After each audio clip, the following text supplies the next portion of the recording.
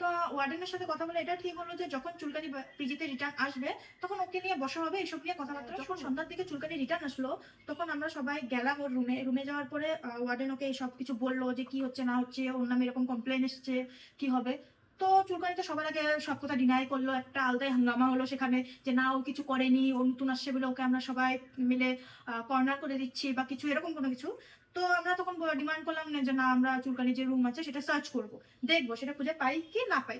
যখন প্রথমে আমরা ডিমান্ড করলাম যে না আমরা রুম সার্চ করব, ও পুরোপুরি এখানে আলাদাই একটা এনার্জি কোত্থেকে পেলো না পেলো যেন আলাদাই চিল্লাচিল্লি শুরু হয়ে গেল, না ও রুম সার্চ করতে দিবে না বা কিছু। আর আমাদের যে বিষয়টা ছিল যে না আমরা রুম সার্চ করবোই করবো, কারণ এখানে শুধু ড্রেস বা কিছু এইসবের বিষয় না, কারণ টাকা পয়সারও বিষয় ছিল। তো সবকিছু হলো, তো তারপরে রুম সার্চ হলো, রুম সার্চ করার পরে সবাই সবকিছু খুঁজে পেলো। আমি আমার যে ড্রেসটা হারিয়ে গেছিল বা গায়েব হয়ে গেছিল বলতে পারো, সেটাও খুঁজে পেলাম। তো আমি একবার চেক করলাম যে হ্যাঁ যে আমার নামের যে ফার্স্ট লেটার এম আছে কি না সেখানে। তো আমি দেখতে পেলাম হ্যাঁ আছে, বেচারি। তারপর সবাই ওকে বলছে, ওয়ার্ডেন ওকে বলছে যে না ও তো এতক্ষণ ধরে হাঙ্গামা করলো, ডিনাই করলো যে ও কিছু করে নেই।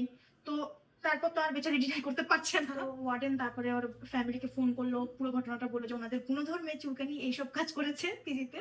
তো নেক্সট ডে ওর মা আসলো, আসার পরে চুলকানি সবকিছু জিনিসপত্র প্যাক ট্যাক করলো, আর আমরা তো আগের দিন রাত্রেই সবকিছু আমাদের জিনিসপত্র যা ছিল রিটার্ন নিয়ে নিয়েছি।